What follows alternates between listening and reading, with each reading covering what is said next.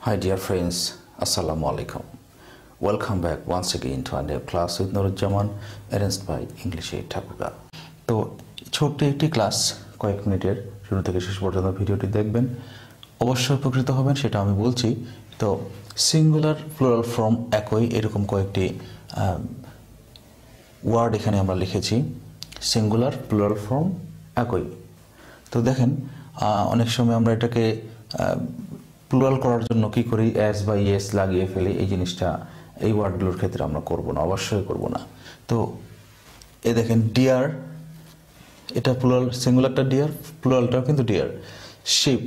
sheep species aircraft একই কিন্তু ওয়ার্ডগুলো এগুলো মনে রাখবেন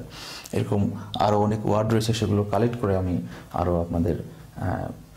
কাছে প্রোভাইড করার চেষ্টা করব এই ইউটিউবের মাধ্যমে আরেকটি জিনিস মনে রাখবেন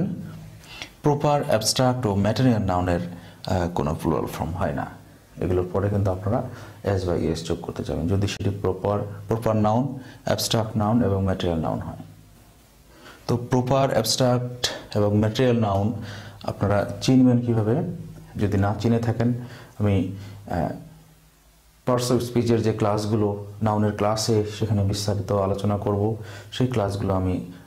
আপলোড করলে আপনারা দেখে নেবেন তাহলে এই প্রপার অ্যাবস্ট্রাক্ট ও ম্যাটেরিয়াল নাউন আরও অনেক প্রকার নাউন রয়েছে সেগুলো আপনারা খুব সহজে চিনে নিতে পারবেন তো আজকের ভিডিওটি এই পর্যন্তই আরেকটি চমৎকার বিষয় নিয়ে আসছে এই নাম্বারটি যে বিষয়গুলো আমি আলোচনা করব সেগুলো আমাদের জানতে হবে এবং জানলে অবশ্যই আপনি উপকৃত হবেন তো সেই ভিডিওটি দেখার আমন্ত্রণ জানিয়ে আজকে পর্যন্ত শেষ করছি আসসালামু আলাইকুম